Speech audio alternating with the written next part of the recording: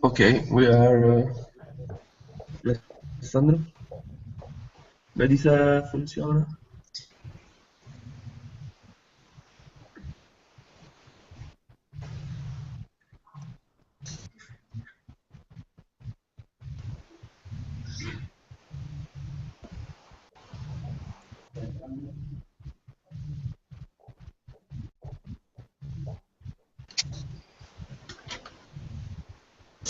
Sì. Ok. Okay. Hi everyone. I'm Salvatore from Iraq. That means Interaction Research Architecture in Crisis Context. This conversation is part of our university, a learning process during the 2 years, and the main theme is learning from the mass. That means is a research about the Italian forms of self-government and autonomy. Um, we think that this our research finds its roots in urban social movements of 2011, and we don't consider these square movements as a series of moments, but an historical sequence of interconnected uprising. So what we want to do today is to talk about these square movements 4 years later, about their heritage, their potential, and the criticism of urban social movements of 2011, and we don't consider this movement a series of moments, but an historical sequence of interconnected. Domenico, please. Okay.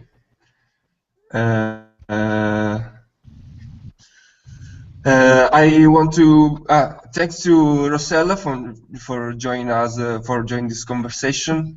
And now I want to briefly introduce our guest. Wait a minute. It's not. There's one missing. Yeah. Yeah. Sorry.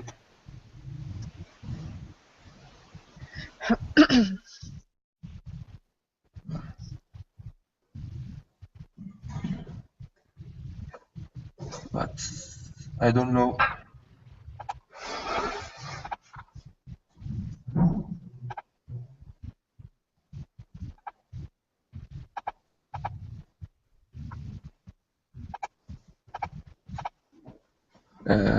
What we che famo? Che si fa? Che manca uno, aspetta. Mi sta.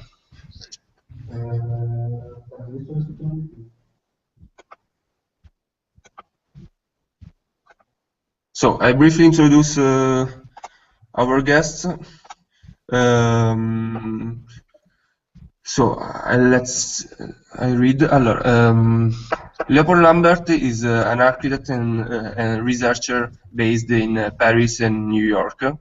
He's the writer-editor of the Funambulist blog, and is the author of Weaponized Architecture: The Impossibility of Innocence, published by Deper Barcelona. He's currently publishing the 12 first volumes of the Funambulist pamphlet, and he's also coordinator editor of the Archipelago, the podcast platform of the Funambulist. Domenico Di Siena is an architect, urban planner, and researcher. He's founder and director of Urbano Umano Agency. His professional activity focuses on research and transformation projects related to urban innovation, social design, network thinking, and knowledge management. He is curator and co-director of Open Madrid and author of the ebook Sentient City, the City of Knowledge. Pelin Tan is involved in research-based artistic and architectural projects that focus on urban conflict and territorial politics. Give taxonomy the condition of the labor and mixed method in research. Currently, she works in architecture faculty of Artuklu University. She edited the Neoliberal Urban Transformation of Istanbul and now is curating a Adocracy exhibition in Athens. So, I want to introduce to Rossella, a member of our scientific committee, that's a founder of Soft Metropolitan Architecture and Landscape Lab, SMALL, and she's doing the PhD on titled People as Infrastructure, Network Dimension of Contemporary Urban Public Spaces. So, I don't know, I leave the word to Claudia. Yeah. And he can present her work called Dialogic Space that is strictly related with this conversation. Yeah. Okay. Thank you, Salvatore. I'll say only a few words. Maybe later during the conversation, maybe I can add something more.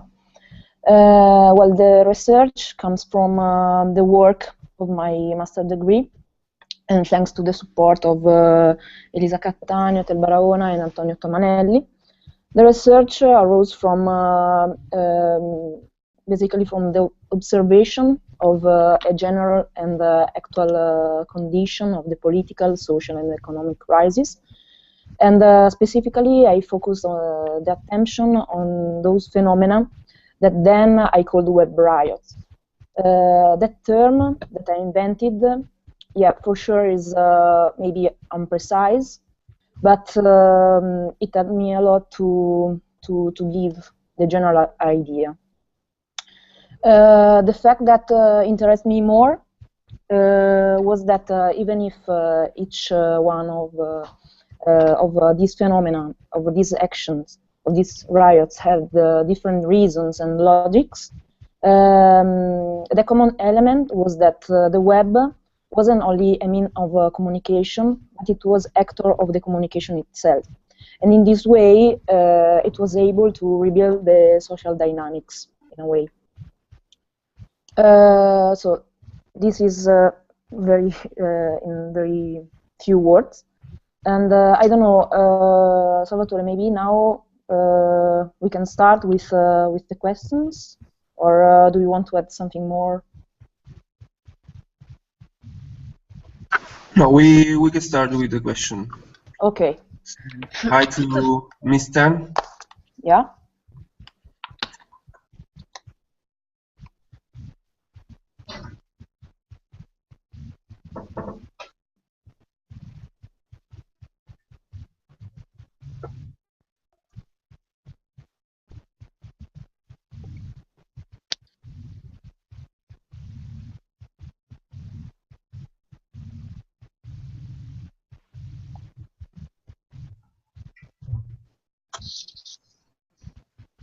Claudia? Yeah. I begin, or you want to do okay. No, I can start. Okay. Well, historically, urban social movements have always been linked to the existence of specific methods of communication. Could you talk about how, with the innovative use of internet, a new hybrid between cyberspace and urban squares has developed? Can we truly see it as the space of autonomy, to use Castell's definitions?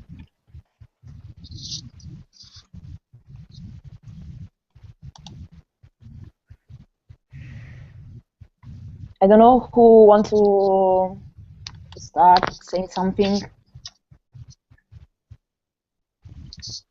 Is it a direct question to someone, or is it a general question to... No, actually, it's a generic question. So if someone has something to say, can start, and then maybe the others can can add something or can say their own position.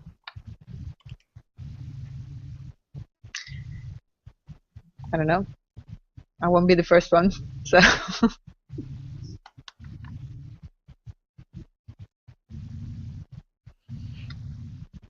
Yeah, please start. okay. Well,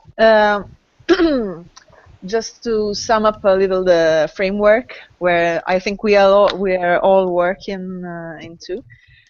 I think that of course, one of the most important revolutions in the way we look at the internet as a whole, but also at the the urban space or the public space. Of course, this is my point of view. Is that the internet has been more and more localizing itself in the last few years. So we have a real strong technological revolution, that is that we have no more what actually was in the 90s, that is the the dualism between real space, physical space, and cyberspace, which was completely abstract, metaphorical dimension, which existed in some sort of a hyper dimension, very detached from the physical one. Now that we have localized information, location-aware information, that is the very point where the things can actually change, because we can now, for real, tie information to a physical space.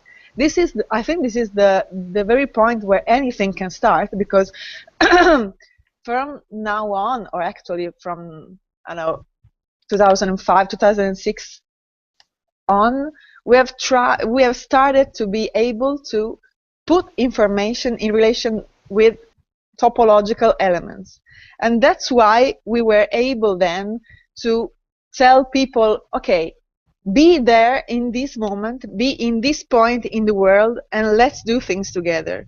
This very little shift in technology is the starting point. I think that's I can think I think this could be a starting point for the consideration we can make. So a little shift in technology can cause very big effect in social in the social life. What do you think about? I agree.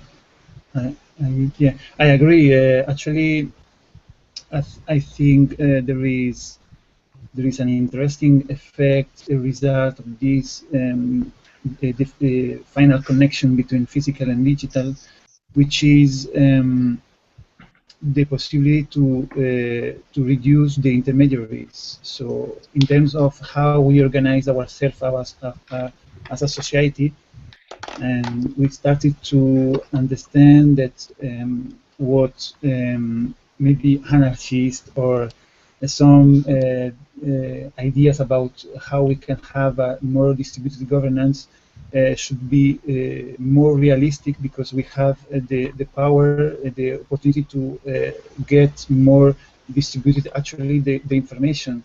So each organization to works actually need a great communication system, and the making decision process, a lot of times it depends on who is owning the information.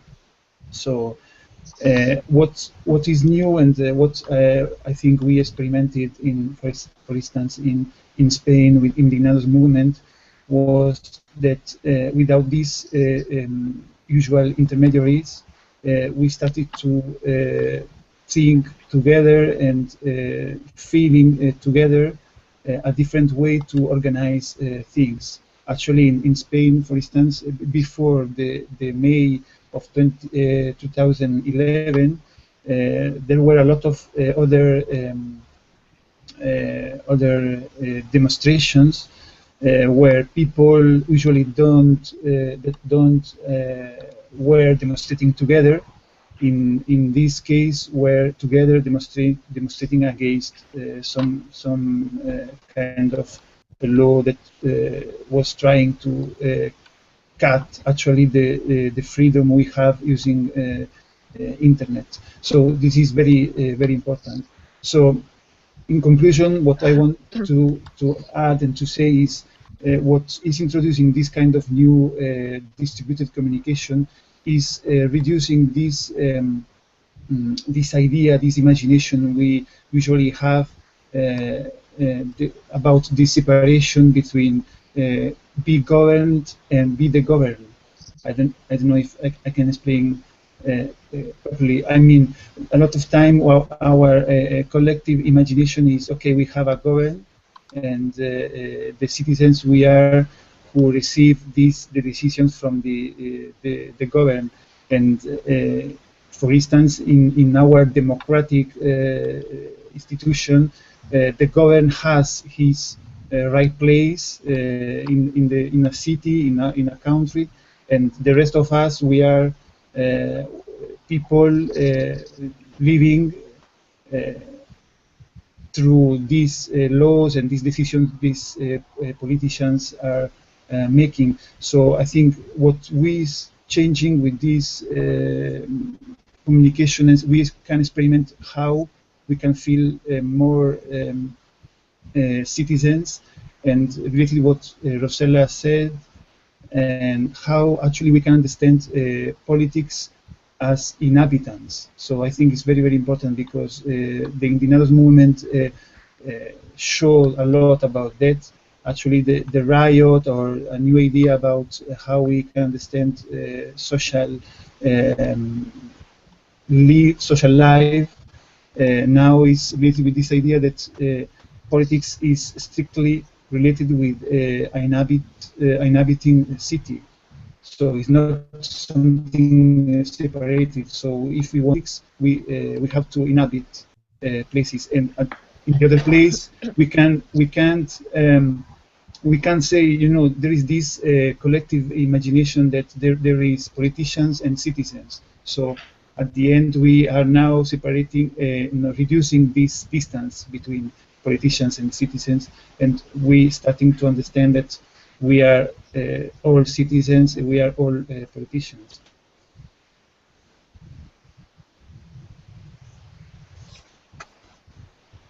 I have a question for Leopold. Mm-hmm.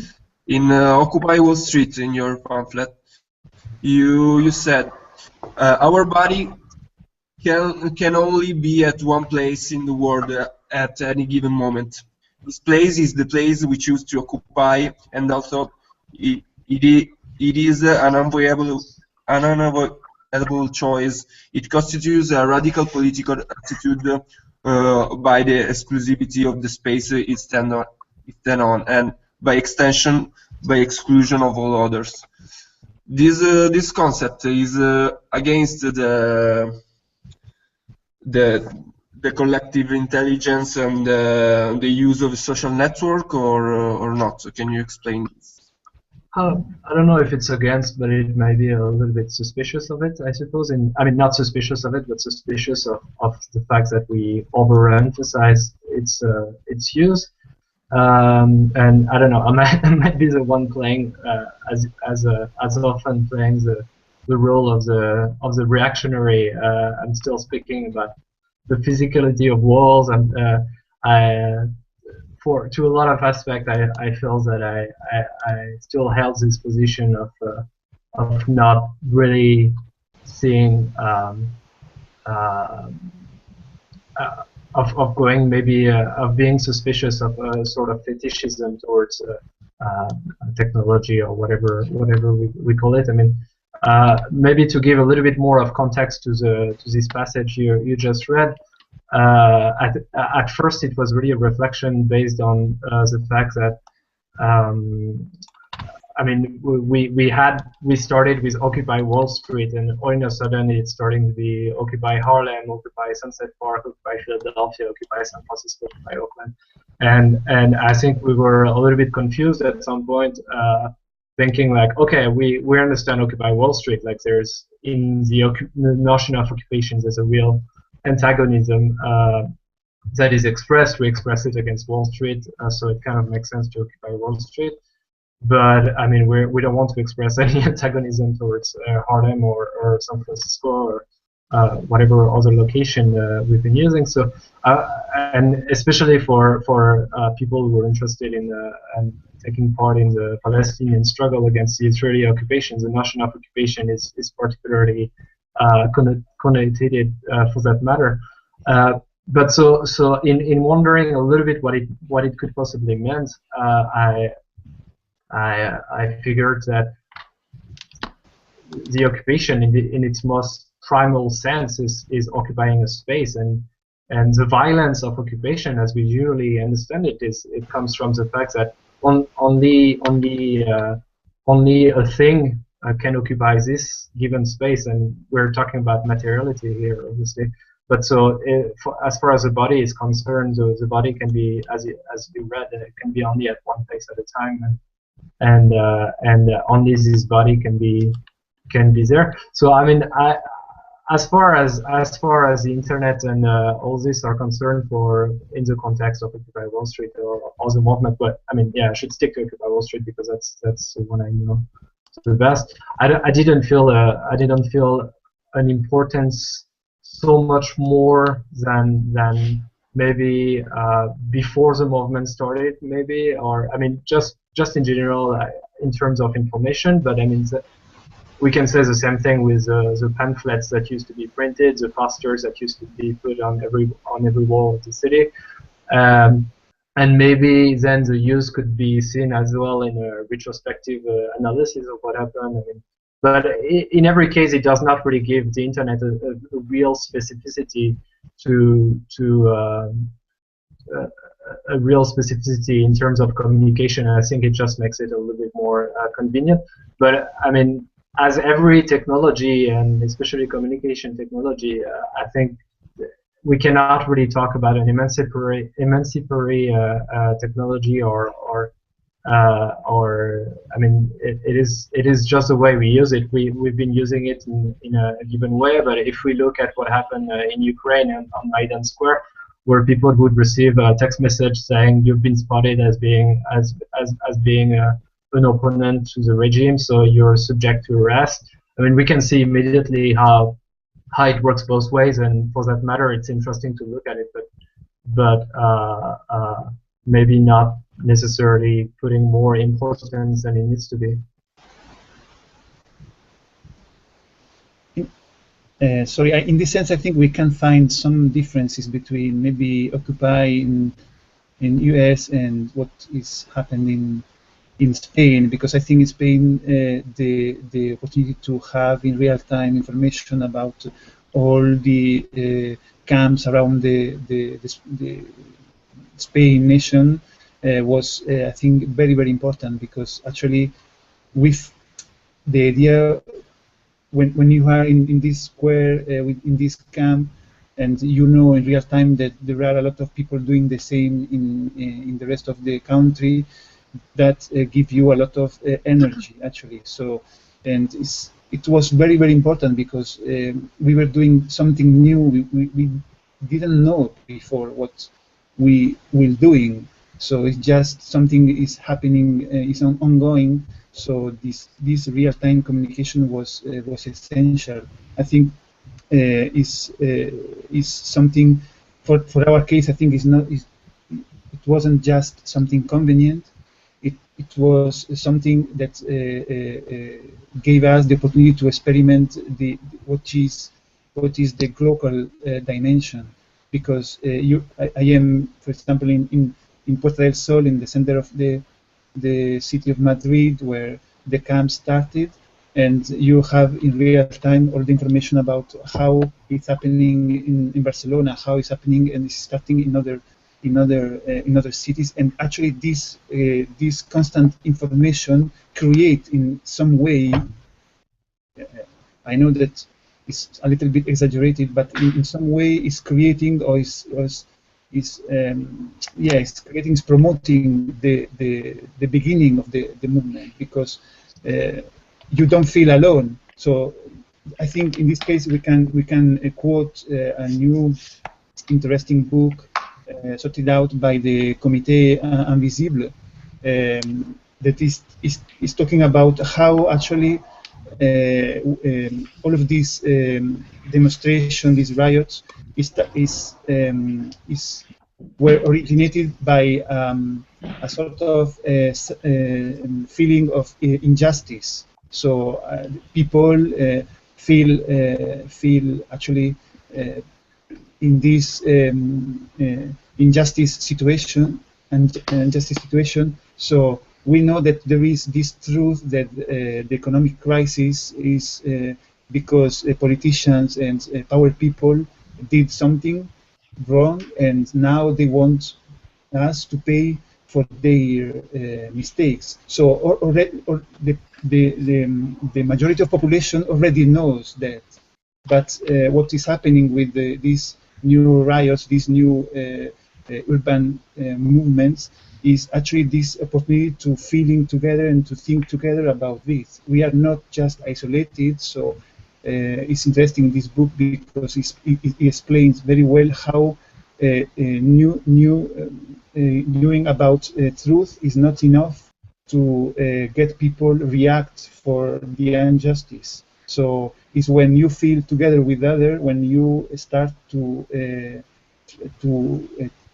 change or shape a new reality. So yeah, I don't want to apologize, and I'm sorry, I don't want to exalt or promote this idea that the technology is solving all the problem. I want just to insist in this this role, very important role we had in, especially in Spain. And at the same time, right now, I think with this constant connection between several movements already happening in several places around the world, I think it's important, because it could give us a more global feeling about what we can do to really change things.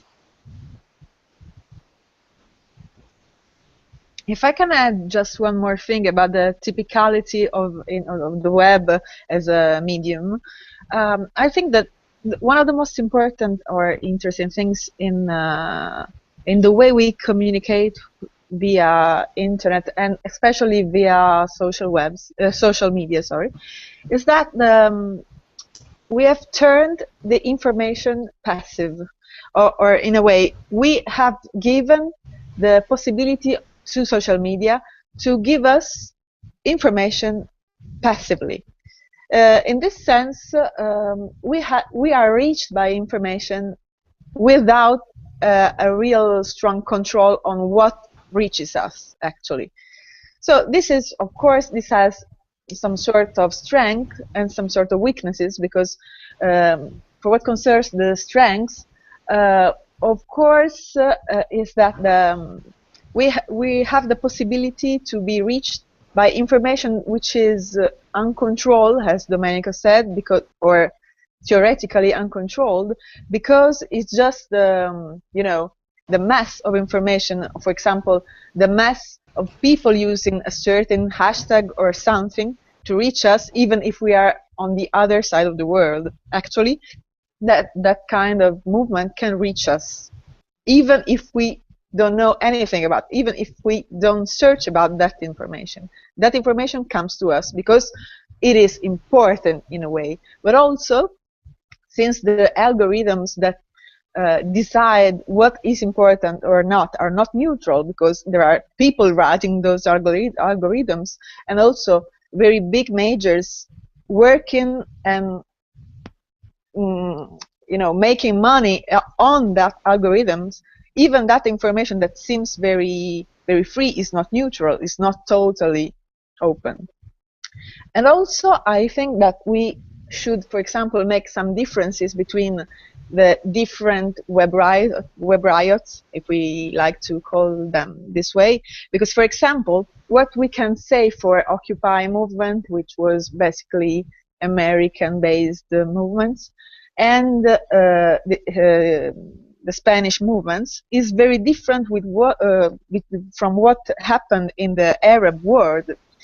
For example, I've read very skeptical studies about the interpretation of the Arab Springs, because actually, I don't know if you've been reading some news about, many studies have detected that the very biggest amount of traffic about Arab Springs comes from Western countries, comes from onlookers, not from direct citizen involved in the Arab Springs. So we have to be very careful in interpreting, in reading this data, this phenomena. But actually, I think there are some very strong typicalities of the internet, web, social media-based information. I think there actually, but we have to be very careful, very skeptical, very scientific-based in reading those data.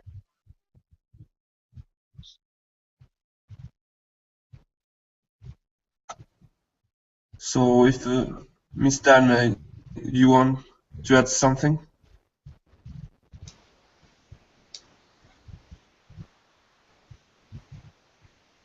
So we can do the second question, the second then.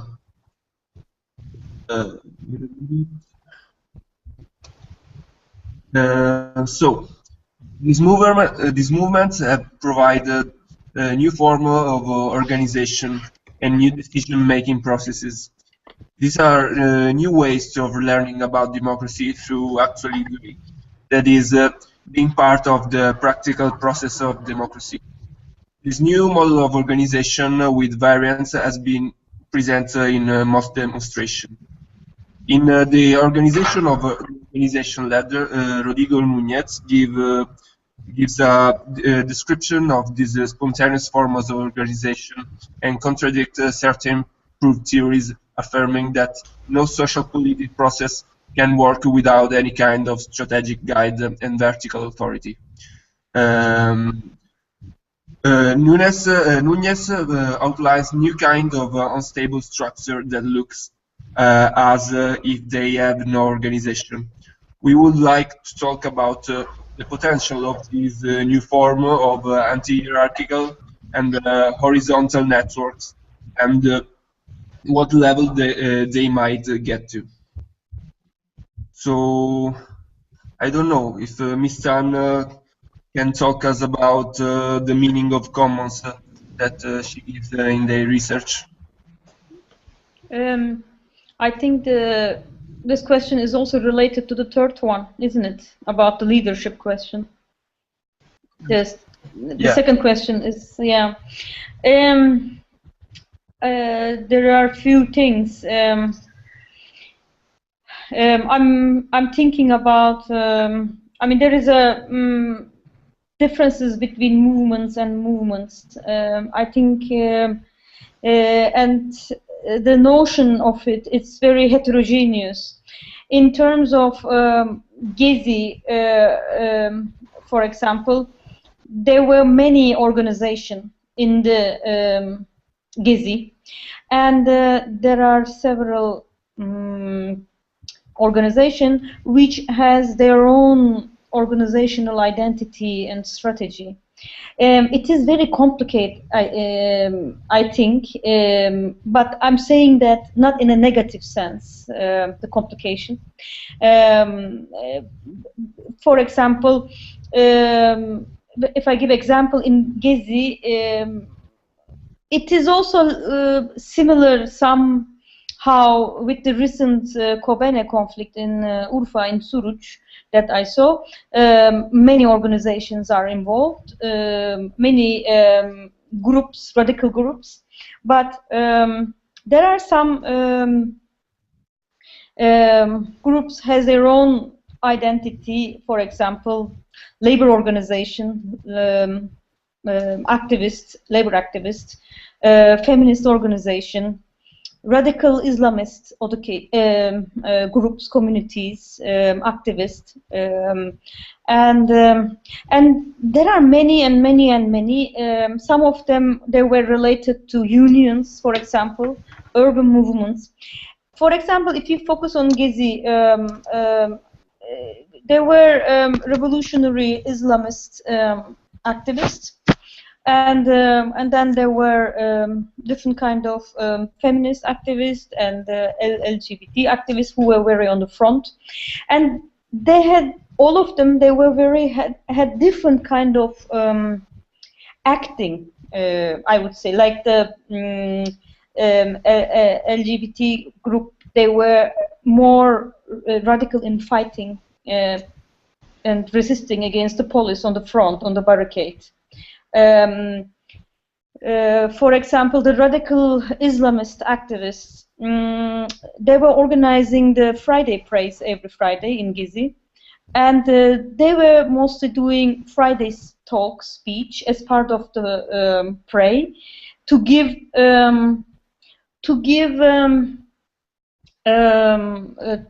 messages to the government by reciting from Quran. So, so their reference and their inner organization was totally different, and their part, how they are participating, how they are taking part in the whole organization of Gezi was totally different, and the feminists were different. And there are many. I mean, I cannot count so many different communities, organizations from very multiple class backgrounds. And this and then this question comes: how those little organization, little activist communities who are not formed themselves in Gezi, they were already existing, but how it come that they coexist together, even though ideologically you wouldn't stand in a normal day with them. You know, like there were some people, they don't want to stand together, like Kurdish activists, they don't want to stand together with the Kemalist leftist people and so on. I mean, there was a lot of contradictory, and this is there is nothing to romanticize of that. This is very harsh, brutal being together, can this last? I mean, it lasts only 15 days, 20 days, physically, and then it continued decentralized in Istanbul, in Turkey, in every city, in different kind of parks, and this kind of organization mishmashed, and then they gave birth to another kind of organization. So I think there is a contradictory thing about that connects with the third question. Maybe you saw the new interview by Negri came out 2 weeks ago, and I think today Michael Hart, he came out leadership video, YouTube video, yesterday I think, there is a question that there is a concrete strategy is needed, and leaders, we should go back to the horizontal organizing, leadership choice, and so on. I'm not sure. I'm not sure about that. I think that in Gezi there were some leaders, there were some organization, but as you wrote in the second question, it was kind of organization of organizationless. And what can be the sustainability? How can you go over 15 days? How can you go beyond 1 month? How can you go beyond 1 year, 5 years, 10 years? It needs a lot of time to sustain a movement and find the institutive power without institutionalizing it. I think, I don't know the answer, but for example, when we see in Kobane, in Suruç, we're speaking about a very well organized, armed and politically a Kurdish movement. So there is a 3-4 hold, you know, there's a Kurdish arms, and then there is the politicians, and then there is NGOs. I mean, they are the movement is leveled, and ideologically too. It's not a homogeneous movement, Kurdish movement, but there is a strong organization behind it, but it it needs long years. So there is, for me, in terms of sustainability of, I mean, sustainability, don't understand the wrong word, is a very tricky word, I know, concept, but let's say, how can we continue long, 3 months, 1 year, 5 years struggling in an organizationless way, but how can we really come up with strategies? I think there are communal coexistence or kind of commons what we share, and in that sense the strategies must be not so difficult to set, I think. I'm thinking, I mean, I don't know if it is something useful what I said, but you can keep asking. I can give more. I know. I mean, I can give more examples. There was another thing. My experience. I was a co-founder of Video Occupy. This is a kind of video collective in Gezi. We recorded over 2,000 hours day and night, and then we were totally group of 8 people, 10 people, 8 people. We didn't know each other so much, but we formed ourselves quickly, and we worked very in a disciplined way, recording, shooting in the struggle. And but after we thought how to go with it, what we can do from our side, and what we did nowadays, what we're doing, we are using internet, web, open source. We're organizing an open source video archive. Do you see my links I sent? Yep. Yes, you can go to those links. First one is YouTube Video Occupy. We edited immediately in these days, day and night in the park, and we put there. And since Gezi, we are working on the second archive. It's an open source digital archive. We uploaded our videos. We're uploading, but it's open. Everybody can enroll and upload their own. So we thought we come up how to sustain what we can be or further participation in struggle, and you just focus on your own ability and your own action labor, and I myself go in that way to organizing and creating this archive in a collective way. I think organizationless has to do with labor, action labor.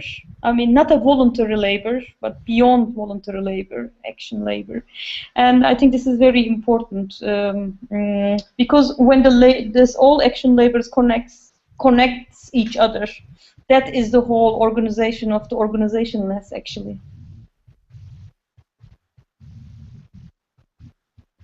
Thank you. I mean, if you want to ask, I can continue. I don't know if Domenico wants to talk about the Kinsem movement. Yeah. And about his experience of the man of the streaming. I don't know. Yeah.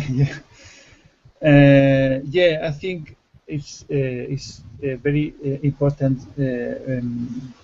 Remember that each case is different. So I guess Gezi is very different than what happened in Madrid and the rest of Spain. I can talk a little bit more about our experience in Madrid, and I think what we experimented there was a kind of advocacy, which I think Peritan is interested as well, is working a lot on it. It is kind of advocacy because we were doing something without so much concern about the structure.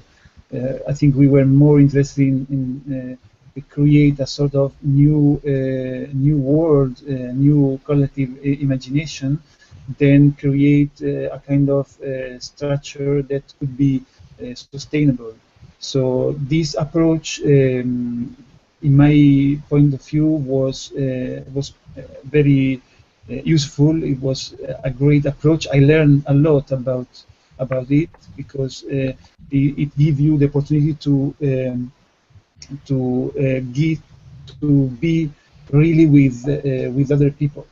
Because what I learned about advocacy is that when you are doing something with other people, I mean, in a collaborative way, it's very important to be being how I can say, very open, and not just try to give ideas and trying to get the better idea winning, or be the majority between all the ideas. So advocacy is a process, and if you have the ability and the freedom to don't be concerned about the structure, you really can enjoy the process.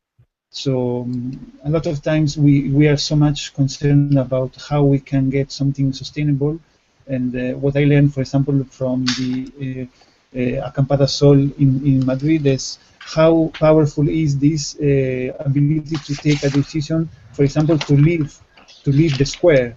So after 1 month, finally, wasn't the police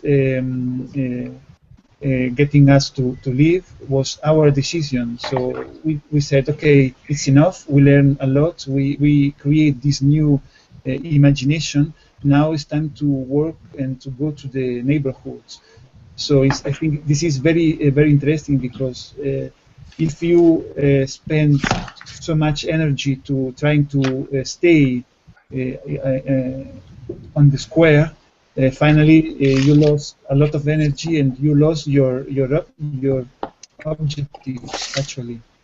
So the objective was actually create a new world, and now I think we are working on it. So we can. I know there is this new question, the third question, which will be very interesting talking about it, because now there is this ambiguities, or this question about how the Indignados movement, the 15M movement, could be related or could create a new real opportunity to change the reality in Spain through this new party called Podemos. But I think it's not. I think it should be not fair. Understands this new party as the most interesting result of the 15M movements. Actually, I think what this advocacy process give the opportunity to learn is this idea that we can govern, we can create a new governance that has different way to be developed. I came back to my previous thoughts. I think there is not just a government taking decisions. So to change things, we don't have to get the power and be part of this government, or at least we are not just be there. We have to create a new idea, a new opportunity to be with other people and changing things directly on the ground. So this is the distributed lesson that the Acampada Sol, or in general the 15M and Indignados movement in Spain give to us, because if we just think about how, actually the quote you, Salvatore, the quote you read is actually about that. What Nunes is saying is what we learn about people self-organizing for some objectives. So this is the case, I think, and we can just add another observation, quoting again the Comité Invisible, that is talking about how actually the best or the better or the most interesting thing in this camp or these square movements wasn't the general assemblies. Actually, the most interesting thing was the camp itself. How we can manage this camp, how this camp worked during, in this case in Madrid, for example, for a month, in a very spectacular way, where you have places for children to play. You have this eating organization, this a lot of system to get other people involved on the process and get resources in terms of job power or something very practical as wood or benches, or So this is what we experimented and was amazing. So we organizing ourselves in an ongoing way. So this is advocacy. This is as well another important thing. This is as well multi-membership. Actually, I don't know how I can translate it in English. In Spanish, it's multi-pertenencia, but I think it's a really interesting thing. How actually after this square movement we started to be together, as Pelin talks about Gezi, different people actually that are not maybe in the past are not doing process or politics or fighting together sometimes, and now they are in this kind of square movements. You can have several organizations. In Spain, what was very interesting is actually this lack of organization. So it was more a lot of people together. So, but anyway, it was interesting this lack of be part of the same organization or the same idea, the same way to understand the world. So this is, in my point of view, this idea of multi-membership. So I can think about some political things in a different way from you, but we were together in this square trying to create this new imagination.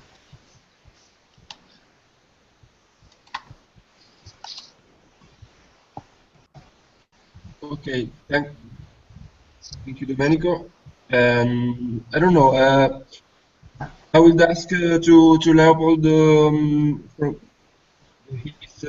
his experience in Occupy Wall Street, and recently you write in your blog talking about To Your Friends book, and you analyze what did wrong in Occupy Wall Street.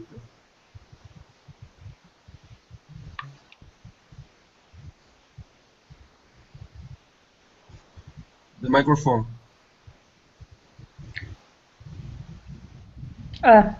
Sorry. Okay.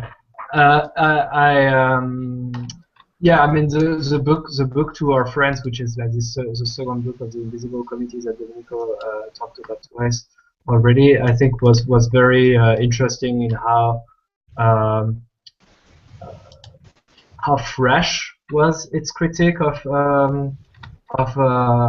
those movements and what worked well, what did not work well, and I felt that their critique of the Occupy movement in particular were very well articulated and corresponded to what I've been living there, and this critique is particularly developed in the chapters that they called they are forcing us to govern or something like that, and I think Domenico had the graffiti posted as a particularly important piece of this text. In particular, because and I think the question of the structure and all those things are also a little bit part of it in how we might fall again into the same kind of way of thinking about all those things. And I mean, Domenico, you spoke about governance, so I was a little bit surprised, since that was precisely the problem. Basically, the Invisible Committee is basically saying that the General Assemblies in various movements, but in Occupy in particular, were not only highly unproductive, but also it was just like TV, basically. Like I don't remember saying anything in any of the General Assembly, because you would have like 500 people or 1,000 people. And I mean, after that we can talk about the medium. I mean, the ban of any microphone or anything like that that was developed since the very beginning of Occupy was interesting in how it got turned by what we come to call the human mic, for example. So in terms of medium, I think it was quite interesting, but in terms of content and in terms of structuring the movement, I don't think that was a very big success. And even in the how to say, in the fragmentation of the movement into working group, which I suppose was maybe I don't really remember, but was probably inspired by what's been done in Spain. And I mean, as Domenico said, like the fact of dissipating the movement and spreading into neighborhood and thing. I personally don't know how successful it has been, but I mean, at least I think the idea is interesting. But the working group at Occupy were also, I think, a little bit problematic in how they worked. I mean, my own experience is particularly. I was working in a group about education, and basically, very quickly we realized that 95% of the group was already teaching somewhere, and just basically wanted. I mean, I'm exaggerating, but wanted to teach the masses rather than actually. I mean, in the entire group, people were never seen themselves as a student of the new system they wanted to create. They always saw themselves as teachers. So I think there was a fundamental issue in that matter. But maybe to answer a little bit more specifically the question that was being asked, and to come back to play this role of the guy who's always questioning the way we ask questions. I have to say I have a little bit of a problem with those all those times we look at those movements really from outside, and like little ants, almost like we try to put a form. We look at swarms. We talk about all those things, and I think that's very much looking at it from outside and arriving at the end at a depiction of the movement that is, as Pelin said, very very much romanticized. Whereas when you're inside the movement, you don't really overthink about those things, and it's always either a retrospective description or a description from outside.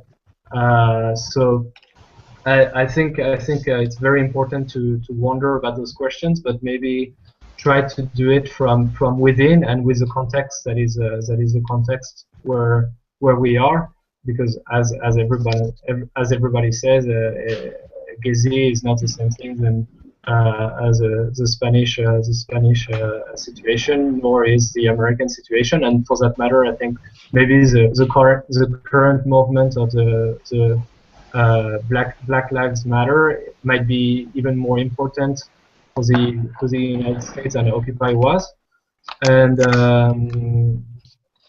so starting from this contextuality, I think is very important to really try not to look at these movements from outside and putting forms on it from the outside.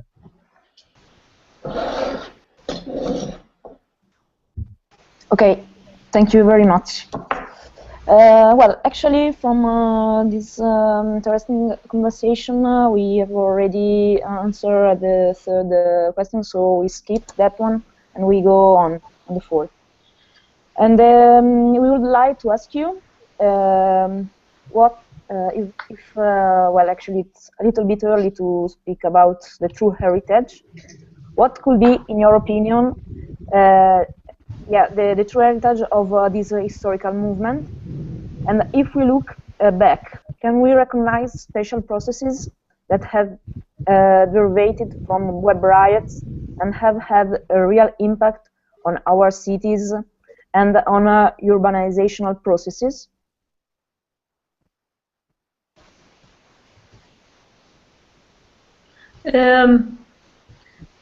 May I continue? Yeah, please. Thank you.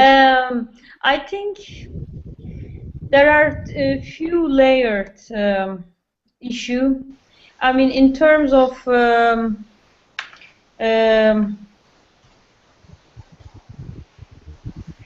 mean, in the examples of Gezi, it had a real impact. Let's say this was against the lawsuit of decision that turned back from the Supreme Court, a policy that that allows to remove the park, and the aim was to reconstruct a military barrack and a shopping center, maybe. In that sense, let's say in a concrete physical sense, the Gezi succeeded in the very first week. The Supreme Court rejected the, and now still there is a certain decision that this park will be not removed.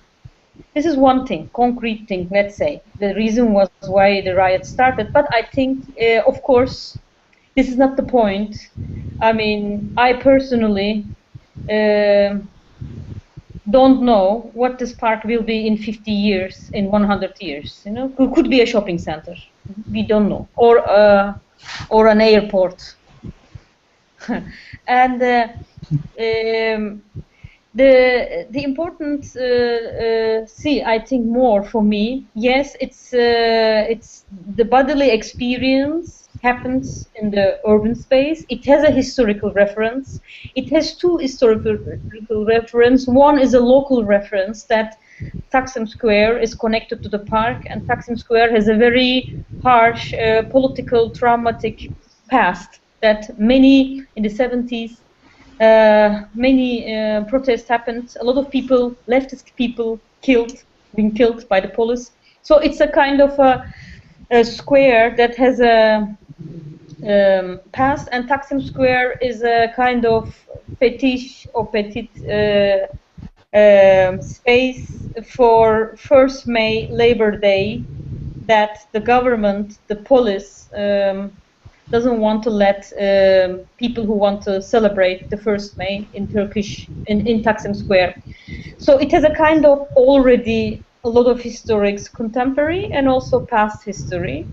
And at the other hand, there are many urban movements and protests are going on since 2006, when the government produced several policies under renovation and preservation policies that justifies their own act on urban space that will lead to property change, opening the urban space for privatization, and such kind of that we all know that happens in everywhere right now in the cities. So it has a kind of a contemporary case, and most urban movements generally in Istanbul is united. There is a big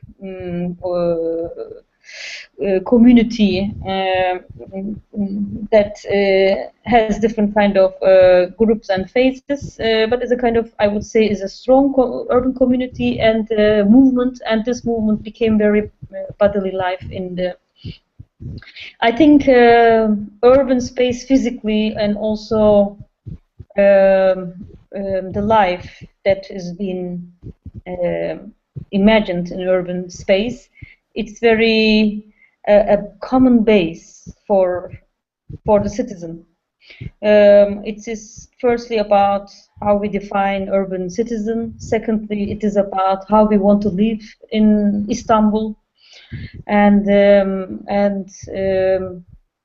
third, the concrete physical thing is that citizen doesn't want to follow upside down urban transformation decision made by the government.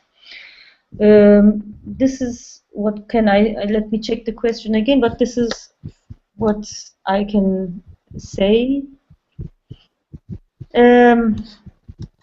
Yeah, it has. I think it has a real impact, both in a policy level and in terms of urban solidarity, citizenship question. Of course, the state always creates contra policies, contra act, but this is the notion of struggle. I mean, resistance. So you have to continue with that. I personally think that, if I can just answer, that maybe much more powerful than the events of the riots themselves, which were, of course, globally followed by any one of us, but still they were localized in some very specific areas in the world. More than the single events, the fact that there is much people like just us talking about the effects of this on the structure and on the use of cities is much more important. So that those events have made us much more aware of the power that we actually have for grace of these new devices and technological skills, but also by the awareness of the social flexibilities of our evolving society. So I think that the effect on the physical space, firstly, are very slow in becoming evident. So we will probably be seeing that in a couple of decades of something. But I think that it's not the events themselves, but the fact that we are aware that that kind of phenomena can actually spread in very short time, that we are much more powerful socially. That is the thing that will change, or is gonna change very shortly, the use that we make of our cities. Yeah, actually, if I can add something, what is very, very clear in Spain is, as an heritage, if we can talk about it, is the focus on the right to the city. I think in terms of social movements, actually today we are talking about urban movement. It's very, very important, this shift to this idea that now we are focusing on the right to the city. So this is very, very important. And now in Spain there is this new focus, this new movement. We can call it a municipalism. So which is, in my point of view, more interesting than party like Podemos, because it's trying really to create a sort of new way to understand local politics. So I think this is a good heritage. And another thing I want just to add in terms of heritage is very it's not inspiring, but it's interesting that now in Madrid the actual council, the politicians, are trying to cancel the idea, how we look at the square. What I mean is now for a lot of people, when you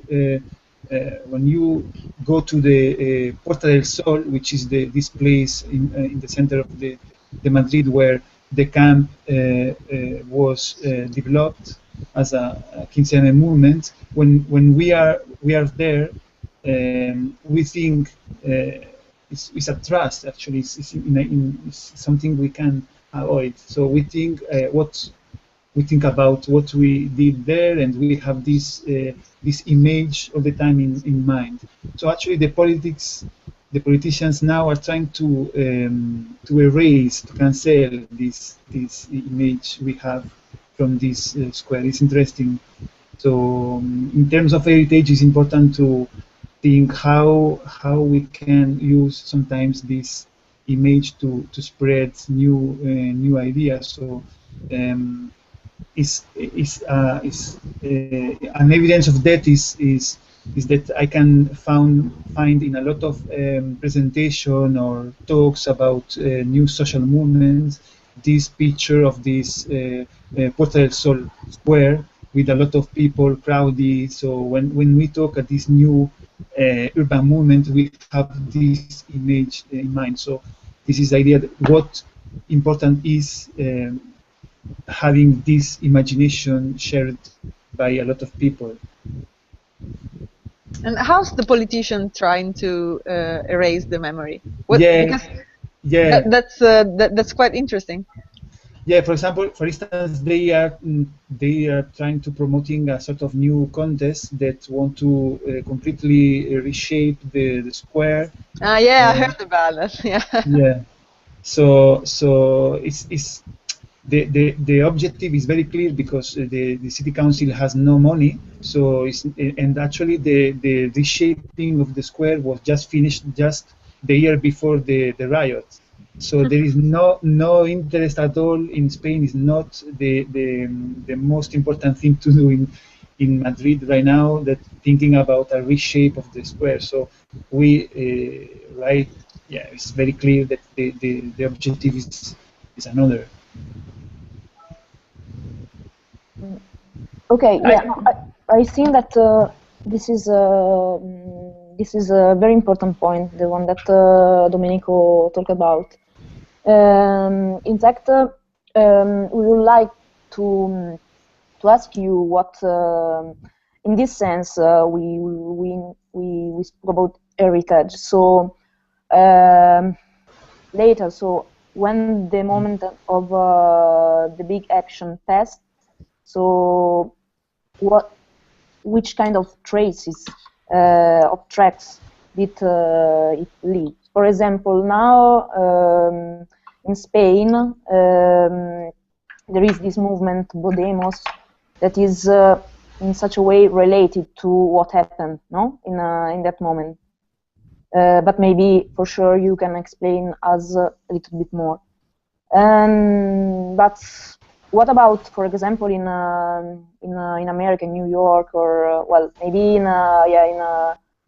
in Istanbul, it's too early to speak about the post.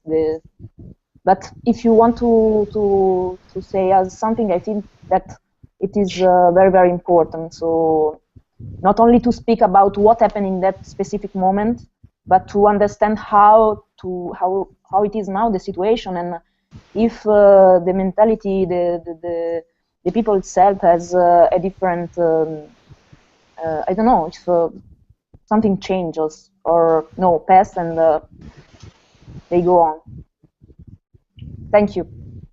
Well, as far as the US are concerned, and maybe more specifically New York, I think, well, first of all, I'd say that as the public space and then in the way the city is organized and everything always appear to me as being more a crystallization of the dominant politics than subversive one. So I mean, especially in a hyper-controlled city like New York.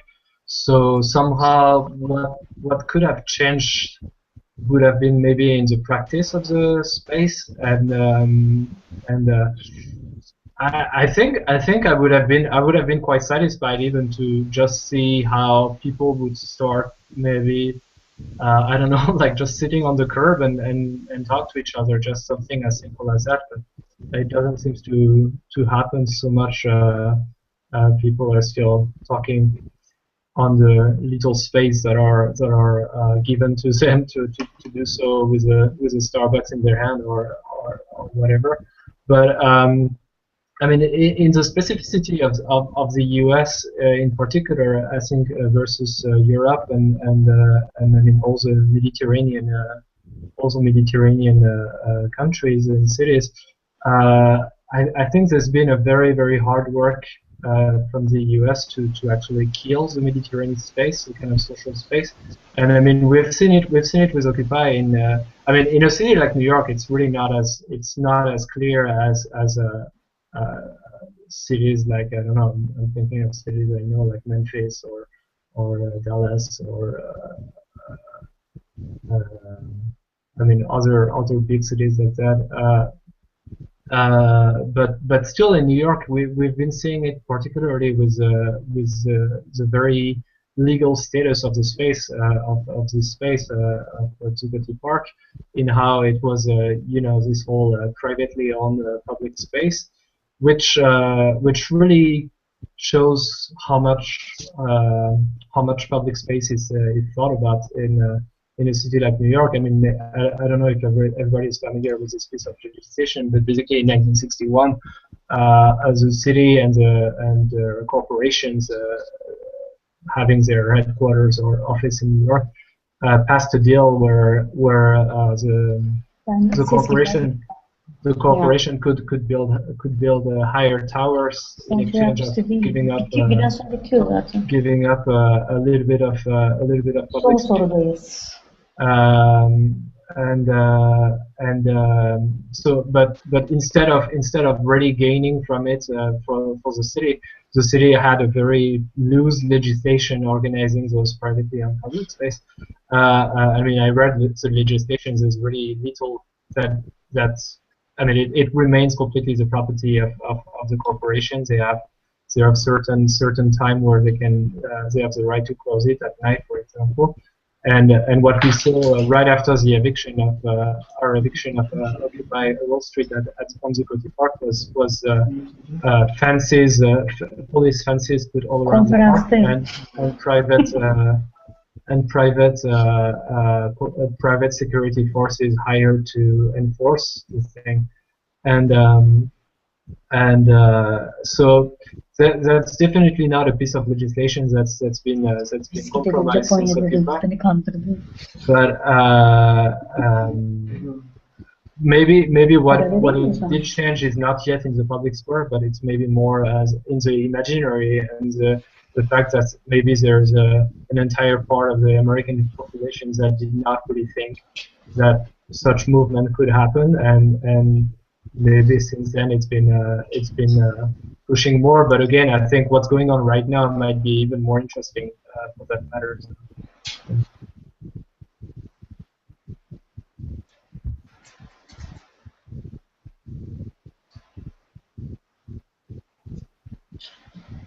So we can pass to the last questions.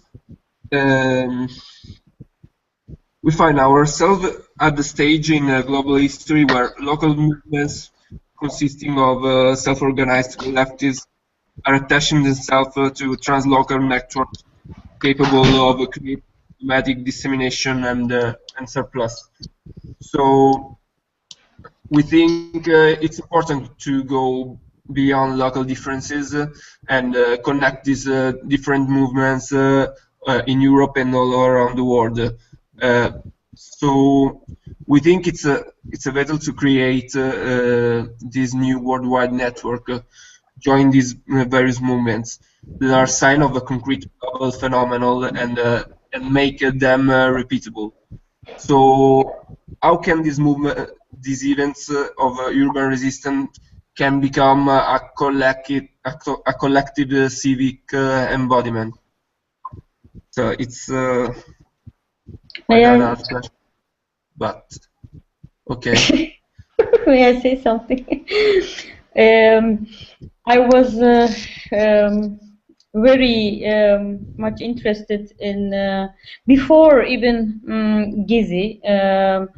we were organizing a lot of meetings, urban movements meetings, and in the meanwhile, once I participated also abroad, and I figured out, like it was 5 years ago or something, how I was thinking there are similarities of claims, but there are different kind of practice and activist methods. Some methods are belonging to anarchist heritage. Some methodologies are very much coming from visual production, art production. So there were, I figured out very different kind of examples, and once I was in a meeting in New York in 16 Beaver. It was a molecular urbanism meeting.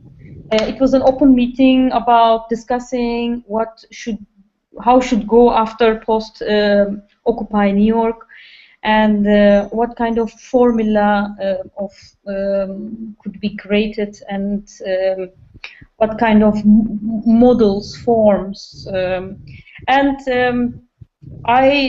actually, it was a few years ago, and I understood, I mean, that things after Occupy, you learn some different kind of forms of solidarity, forms of exchange labor, and I mean, there is a kind of a general intellect of Occupy, or a general intellect of a movement. And what is this general intellect? How this can be this social general intellect ability, this common labor can be expanded in a translocal level. And I often spend time in Greece, in Athena. And in Thessaloniki and Athena, I mean, in Thessaloniki and Athena, there are very strong urban movements. And there was one movement meeting was organized by Encounter Athens, a group from Athens. It was South Mediterranean urban movements meeting.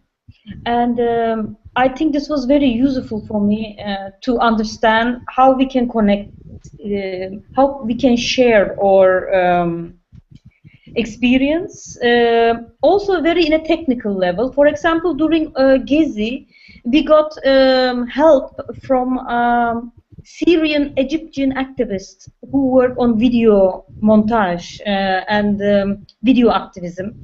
They did teach us some very simple thing, you know, because we are all amateur. I mean, we are not professional,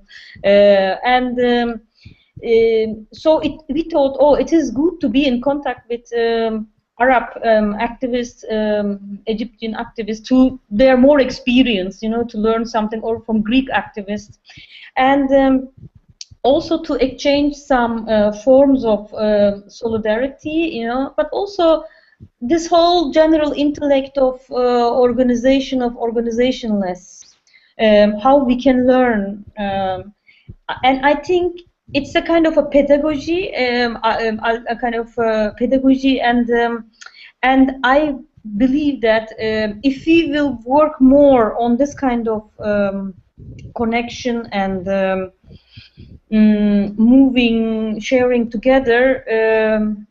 I mean, it needs time, this kind of things, but in the global urban movements could be really strong. But it is not only going together to a demonstration, or it's not about only fighting against the police, but it's also to show each other's how to create alternative economies and labor exchange. I think these two things for me is something that sustains the movement. And we have to really work and figure out what we are learning from Occupy during the Occupy period, and how we can share, exchange this experience. I think this is, for me, something that can go for interlocal network, a stronger urban movements. This is what I recognize in Athena. In this meeting, there was one blame that this kind of meetings, exchange remains on the level of email networking, you know, doesn't go further. And like Facebook, and that's it, you know. We have to find out more like strategies, I think, to strong collaboration, strong exchange, to really rethink about our general intellect of the Occupy. This is what I'm learning. I mean, I'm thinking these few years. Yeah. Honestly, I'm a little worried on the, how to say, to the very extreme scenarios in negative way that could spread from this kind of systematization of this movements, because in a way they cannot be. There cannot be formula. Yeah, of course.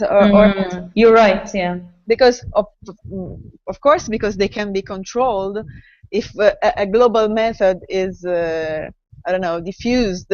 Okay, the riots are made this way. That's the way to make riots. Of course, it's wrong. Yeah. In general, of course. But also, I think that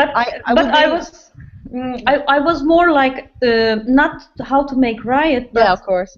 After the post-riot, how can we sustain solidarity and sorry. Yeah. Of course. Yes, I just wanted to make the devil's part of the discourse, and also it will be also even worse, horrifying, some sort of I don't know, itinerant agency creating I don't know, movements around the world. I don't know. It could be a very frightening scenario. It shouldn't be. I think that what we should dream about, what we should imagine as an utopian scenario, is that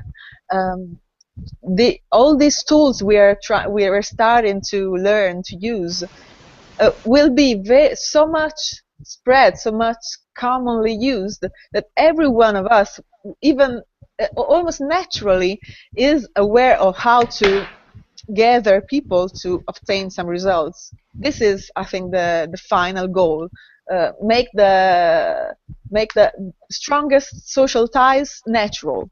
I think that's the final goal. Well, maybe just to reply on that, and I'm sorry, actually, I'm gonna have to go in 5 minutes, but that made me, what you just say made me think of something that I realized very early on in the conversation, is that I don't think there's a single native English speaker in the six of us. No. And we're not very bad English. Yeah, no, but so we're not really wondering. I mean, just like you say, it's just natural to speak about that in English, and we're not actually writing books about how English is these tools that links us and everything, but it is there. So I think very much, to go back to the first question, this idea of making things so natural that we don't really wonder about it anymore. I mean, we obviously always need to keep a certain degree of questioning, but I think that's probably indeed what will move it forward. And like language in its most literal sense is a good example of that. Yeah. I think we can think as well about the differences we can see between no global movement and these new decentralized movements. which all the time was surprising me with No Global Movement was exactly how the No Global Movement was trying to be global. Yeah. So organizing a lot of no global meeting where all the no global activists was meeting and these kind of things, which is, in my point of view, the contradiction that this movement, which has, of course, a lot of things, and of course, these new urban movements use its heritage. But it's interesting now how we are not trying to repeat the same thing. We are just sharing a lot of talks about what is happening in a several places, as Rosella said, and we have a lot of different approach. But sharing the experience is creating this global connection, and with this sharing process, we are now more, I insist, because I think it's something very actual, very happening now, is this global dimension. And this is important because if we are focused again, or I don't know, it's the first time, but let's say again to the right to the city, is essential that we have this focus in a local politics, but at the same time we know now that each local matter is strongly related with what is happening in other places on the world. So is our duty, I think, having this peer-to-peer connection without any centralized structure or connection organized. I don't know.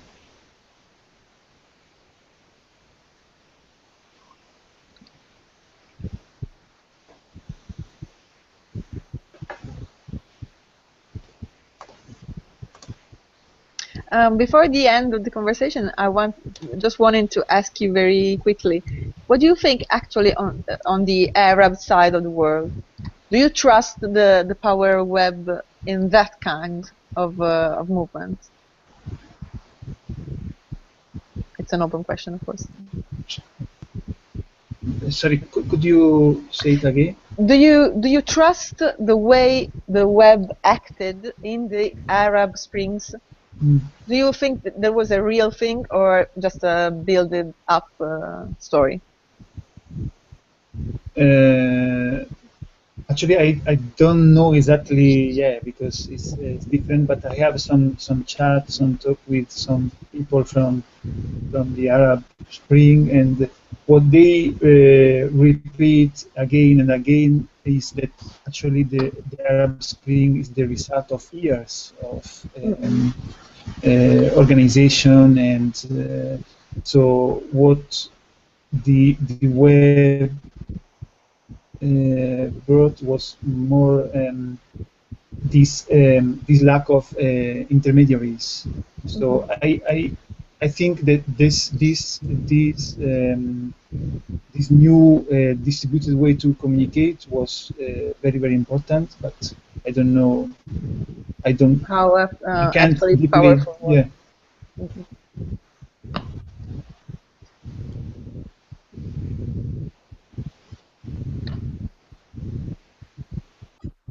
So if we have 10 minutes, we can come back to the third question. That is, in Open Democracy blog, we read about the article called Leaderless No More. The rise of the new left leaders as Alexis Tsipras or Pablo Iglesias in Spain reflects a new desire for leadership and political representation at odds with the neo-anarchist culture that has for long dominated the radical left and influenced the movement of 2011. What is the political meaning of this return personalized leadership on the left? And it seems a slightly different outlook from the one hypothesized in the web riot. How can go beyond the radical horizontal hierarchy, which often proves to be inadequate, without returning to a strong personalized leadership?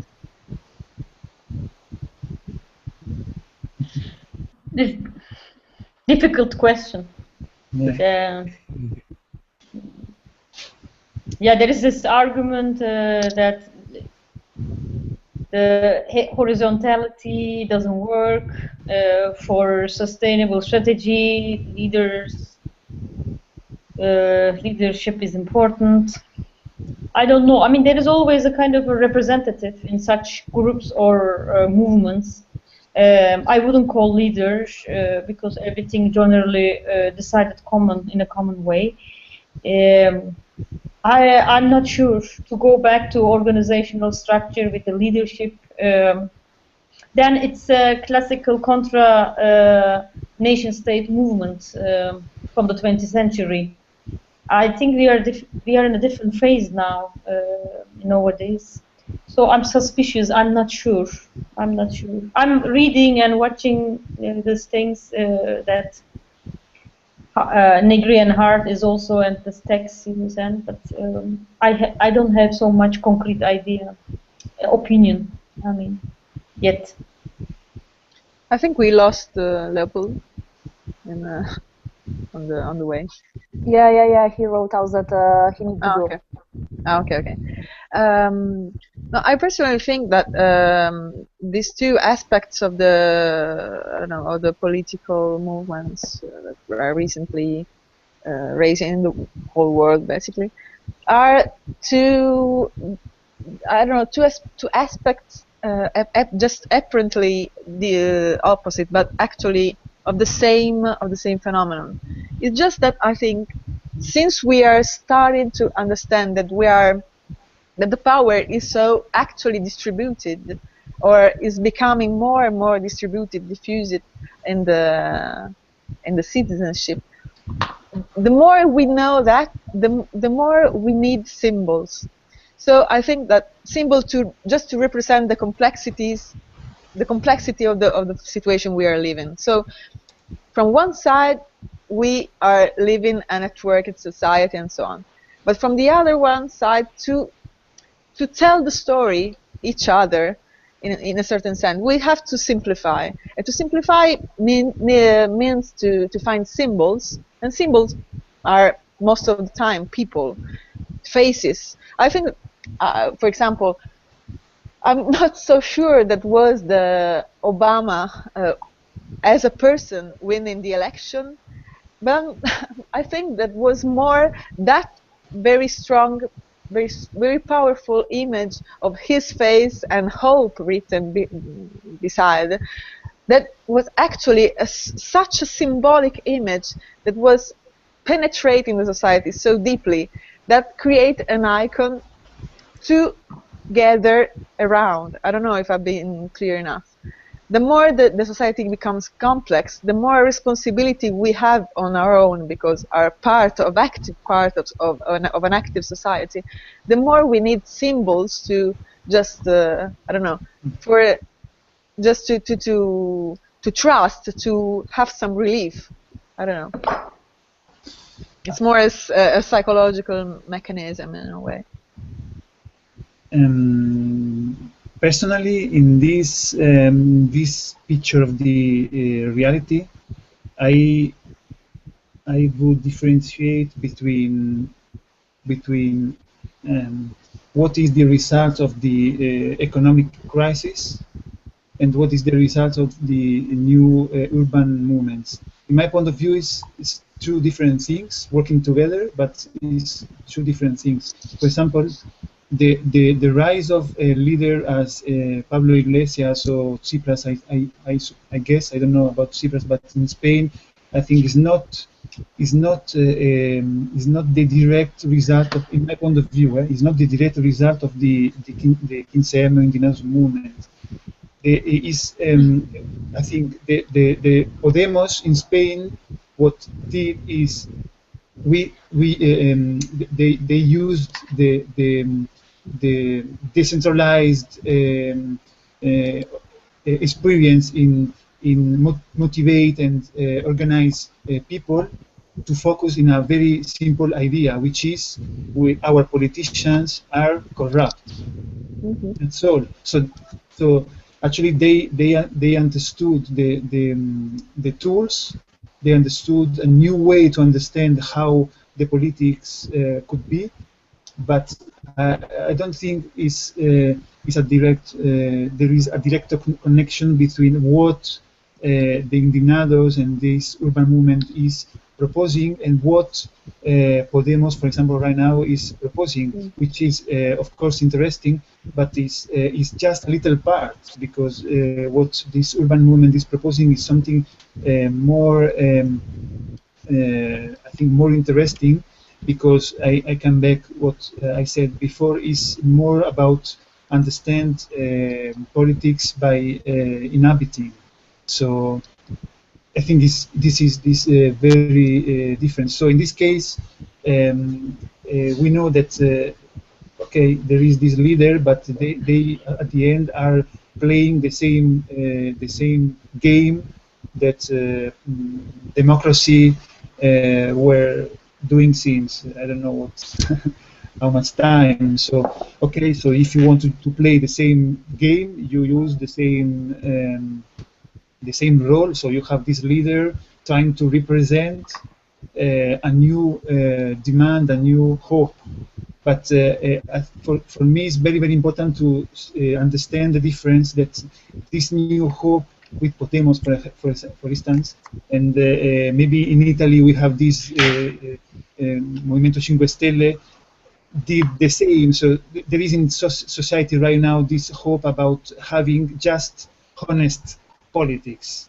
So it's not. So it's different than having a different way to understand our society. So you can see that when Pablo Iglesias is answering about some questions, is all the time focusing on this idea, because he knows, as Rosella said, it's important to just give a simple idea, and you can have more people involved in this idea. But at the end, his discourse is more and more social democratic, which is something we have in Europe since a lot of time, and now we know that it's not working properly. So I think the question that this blog is proposing is not the picture. I mean, is not all the reality. There is a lot of work happening right now in this distributed way that is not visible.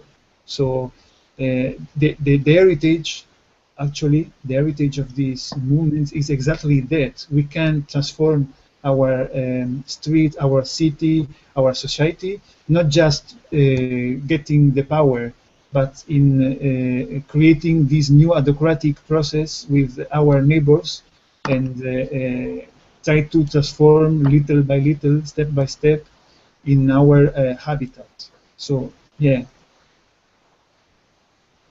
I think this is the difference.